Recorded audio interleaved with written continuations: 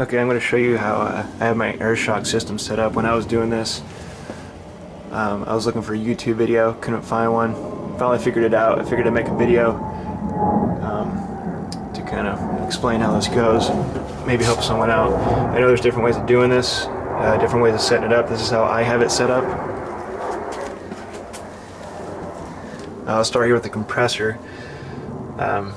There's my compressor right there. It's basically mounted right on the pan there.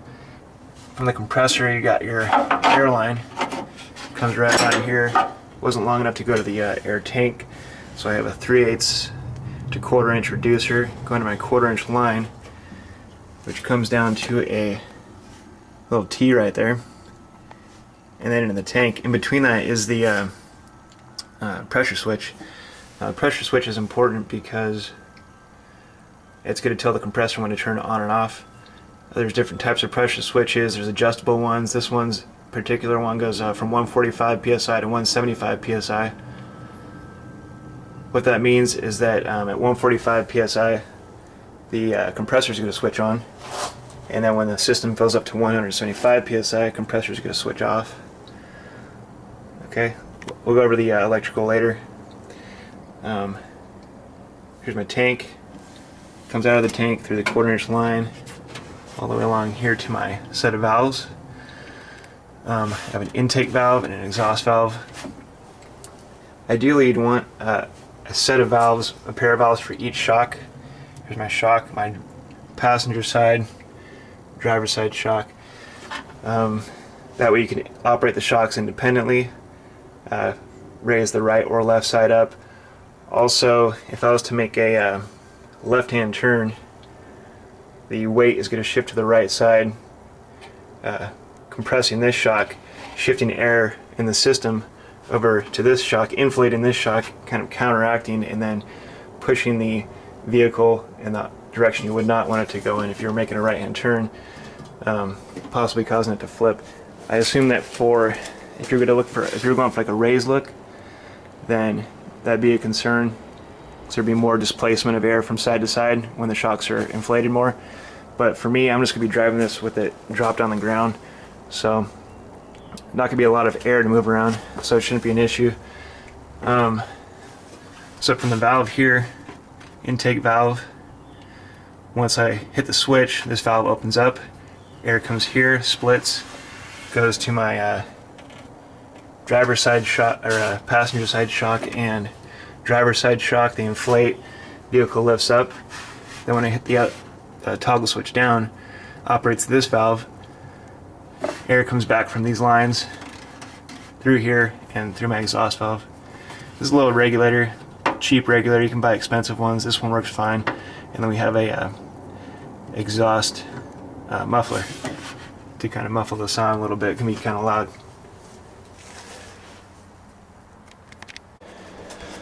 Okay, let's talk about the electrical. So a few main components. We got this little switch right here. It's an important switch to have. You can get this in any auto parts store. You want to get, looks just like this. It's got the same numbers on it: 86, 87, 87, 85, and 30. You have your pressure switch, which we already talked about. Over here you have a toggle switch and main power supply, and then also a ground, which is right here. Everything's grounded to the same ground, so just find a good ground somewhere. Make sure it's good. This one's good. It's going straight to the body, sanding it down nice here, so that's a good ground for everything. And then you got your valves. So starting from the power source, ignition turns on, power supply comes right down to my a little on-off switch I put on. You don't have to have that, but I like to be able to operate it, either turn it on or off. So it comes over 15 amp fuse, right down to this switch here. Now let me explain this really quick. Four things coming in here. This is the power for the compressor right here. This one here. That goes to number 87. The pressure switch right here, that goes to number 85. The main power supply coming in goes to 30, and this one coming out here, 86, runs up to your toggle switch. Now on the toggle switch here, I have it on, power comes in at number 5, and then the intake is on number, let's see, intake is on number,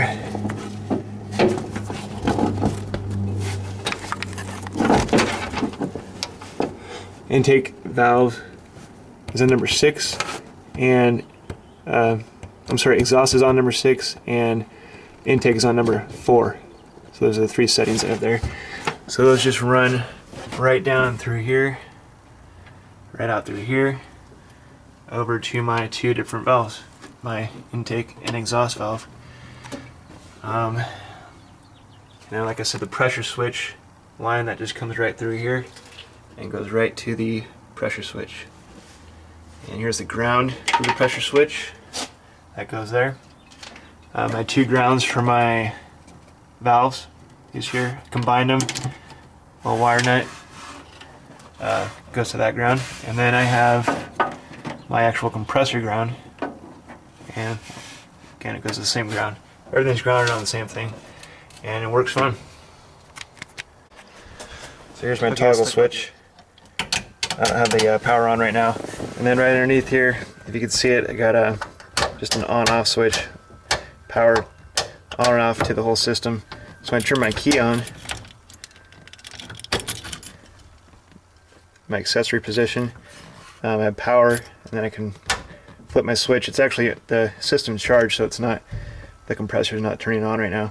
Once I hit the toggle switch, you can see it's, there goes the compressor. So I was almost out of air. I just used up the last little bit.